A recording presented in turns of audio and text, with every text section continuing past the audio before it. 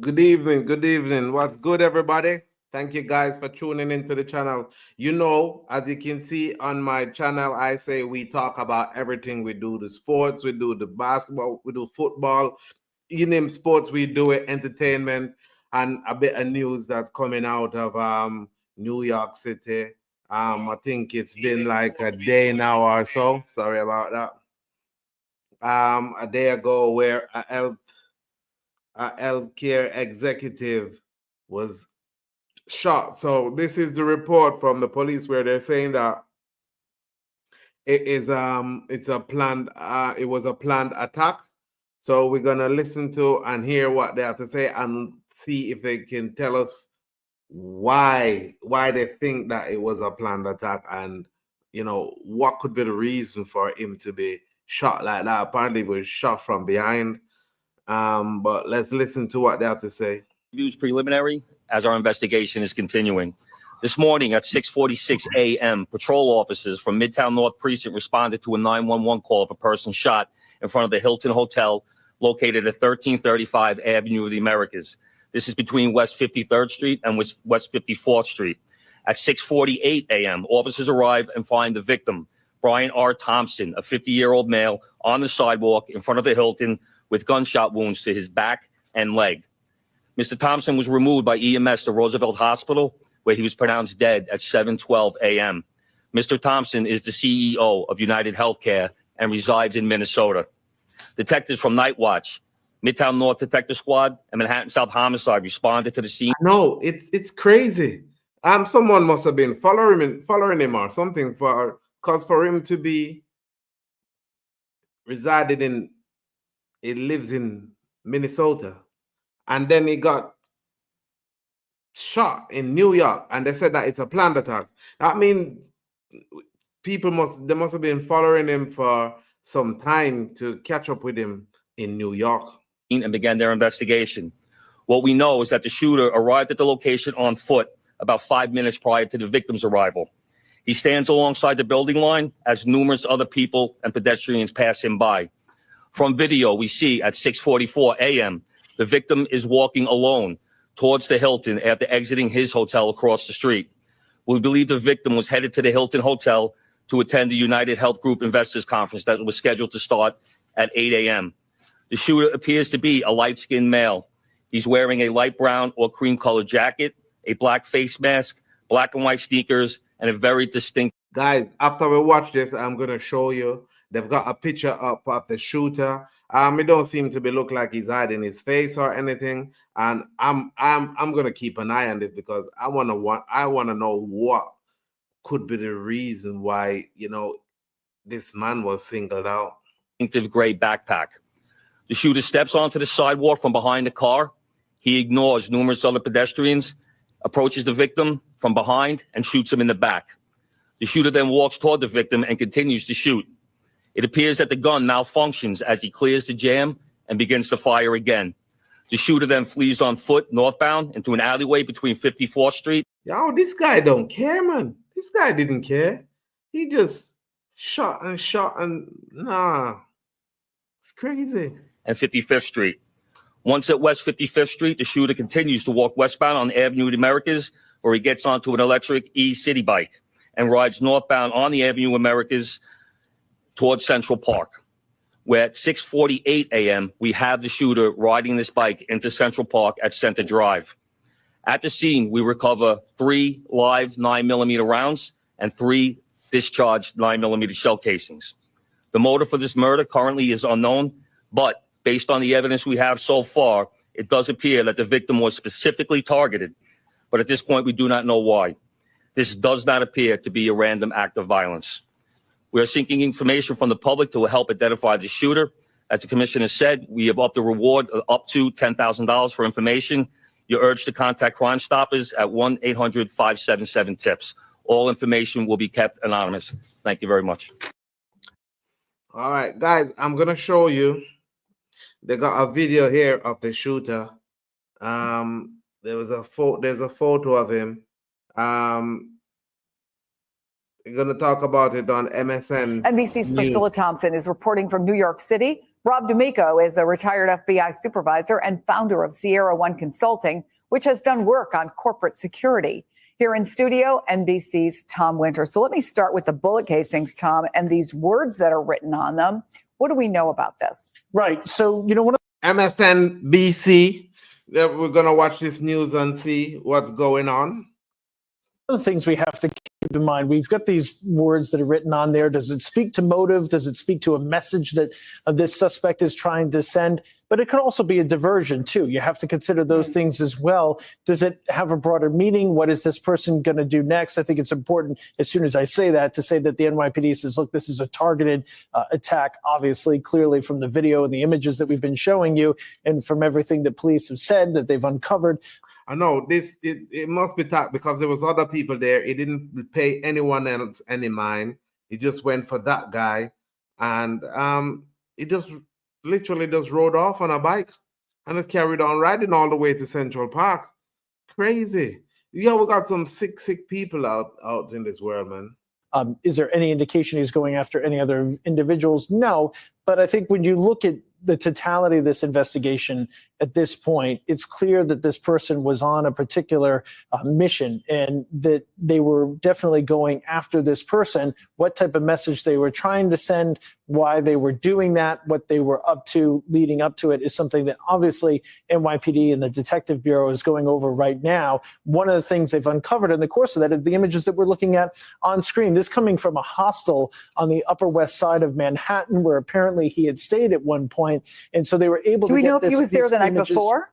The specific timing is just some reporting. We're still in the process of double checking and verifying. But detectives had been at this location. They looked at the surveillance video, and it's one of the few times apparently where he is without that mask pulled up that we're seeing here. And those were still images that were gathered off of surveillance video at the Starbucks, as you referenced, Chris. Crazy. At some point, he goes in there, purchases 2 either protein or energy type bars from the Starbucks, purchases a bottle of water, discards them according to video. So here's what the NYPD has to do, because you can imagine how many water bottles are in a New York City trash can on a corner or the side of a street.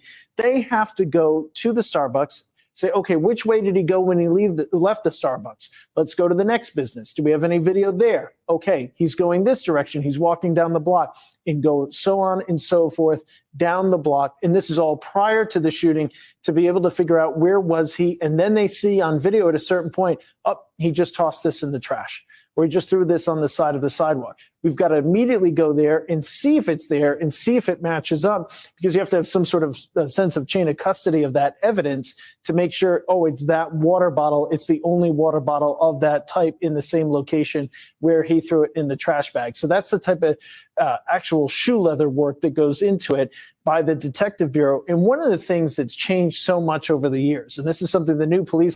This is some crazy stuff, man. I can't believe that, they got some crazy people outside there. Commissioner did when she was at the NYPD previously, Jessica Tisch, is to put all this information on NYPD smartphones. So what's happening is they're reviewing the evidence, looking over this video. They're in their vans and their cars that we see on the street, and then they're sending it to the detectives, and they're saying, hey, look right here. It's this trash can located at this address.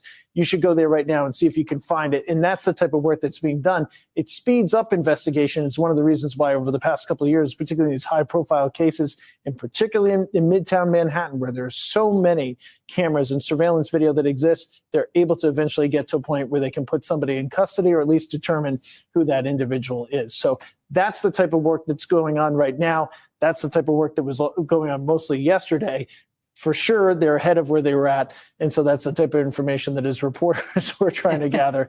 We'll see how lucky we are at that. Yeah, Priscilla, we know that this is a city where there are cameras everywhere. What else do we know about trying to put together the pieces to hopefully catch up with this guy? Yeah, well, all of this surveillance footage could be key in helping to bring this manhunt to an end and bring the suspected gunman in for a number of reasons. One is that you now have this new surveillance video that you all were just discussing. Guys, don't forget to subscribe to the channel. Like I said, we bring you news on everything, where you see very clearly this suspected gunman's face unmasked. And so you can imagine that those images are going to be all over TV screens, all over newspapers. And so they could potentially lead to some leads in figuring out where that person is now or if he's being seen anywhere now. But the other thing is that the NYPD is going to be able to run that through their facial recognition software and potentially get some hits there that could lead them further along in their investigation. But also, as they're collecting this surveillance video, they're able to interview people who may have seen the suspected gunman or spoken to the suspected gunman. And so they're getting a fuller picture of where exactly this individual was in the hours and potentially days leading up to this crime, and also where that person could be now, which is, of course, all going to be crucial in bringing this to an end and ultimately getting that person under arrest. Chris? Priscilla, thank you for that. So, Rob, police have video of the suspect before, during, and after the shooting. They know the escape route he took. You can see it where he was last seen in Central Park. But even with all of this photographic evidence, what are the challenges? I think, when you listen to Tom's description, this is a police department that's really good at this, and yet this guy's still on the loose. Well, New York City's huge, and there's so many people in there. So I think that there's three parts. Yesterday, they're trying to identify the person, and the fingerprints on the water bottles that may be in the trash can can help identify him. Now that they have a full picture of his face, they can use facial recognition to identify. Then they have to locate. So putting this picture out allows the public who may not know him to at least identify him, where he's been seen, where he may go next. And then there's parts of the investigation that will go to court. Like the water bottle fingerprints may not really be relevant in the court, but the fingerprints on the rounds that were stripped out there. So there was 3 shell casings and they had writing on them, but there are also 3 live rounds. If you look at the video, the gun malfunctions, he clears it, and he put live rounds on the ground. He probably loaded that magazine without gloves on. So those rounds that have fingerprints actually go into the case to put him at the place with that weapon, with those rounds. And that's really critical on when it goes to court. Everything else, identify, locate, and then later on the trial. So there's so much going on now. And that's why NYPD is huge, but it's also a huge city. If he got out of the immediate city quickly, then that's even more problems. Now you're into manhunt in multiple states. So let me start with the ID part of it, because we talked about the water bottle, the protein energy bars that were thrown out by the gunman after his visit to Starbucks. Whether it's fingerprints or whether it's DNA, how much of the population is actually on databases that law enforcement can access so that there might be a match? It's surprising how long. Fingerprints are probably the quickest. DNA takes a little bit more time. Fingerprints, actually, if you can get them to an examiner, the latent prints are run, then they sent to CGIS, and they have a computer model, and then they have examiners. If he got that suppressor legally, that has to be a federal stamp through the ATF, and it requires certain things. So he could have put fingerprints in for that. He could have put fingerprints in for something else. Obviously, I don't think he, like this hardened criminal, but he may have applied to things that have required fingerprints that are going to be in the system. So fingerprints are going to be first. DNA takes a little bit of time, but they may put it in there, and they may get a hit on it from like, one of these, even the DNA ancestry kits that come up. So they're going to do all of it at the same time and see which one happens first. So, Priscilla, we have reporting that Brian Thompson didn't have a security detail, despite his wife said there were threats against him. What do we know about that? Right. So in that video, you see him walking alone. He doesn't appear to have security on the sidewalk just behind me. And that is pretty rare for the CEO of a major company when they are traveling, particularly when they're headed to a publicly advertised shareholder meeting. And as you noted, you add on top of that the fact that his wife tells NBC News that there were threats against him that he had told her about, and that she said there may have been some sort of a lack of coverage. So it's unclear right now whether he was offered coverage, whether he declined that coverage. We don't exactly know, but it's one of the things that we're trying to get to the bottom of, is if he should have had security, and if so, why he didn't perhaps have that security, and sort of if there was any shortcoming there. Chris?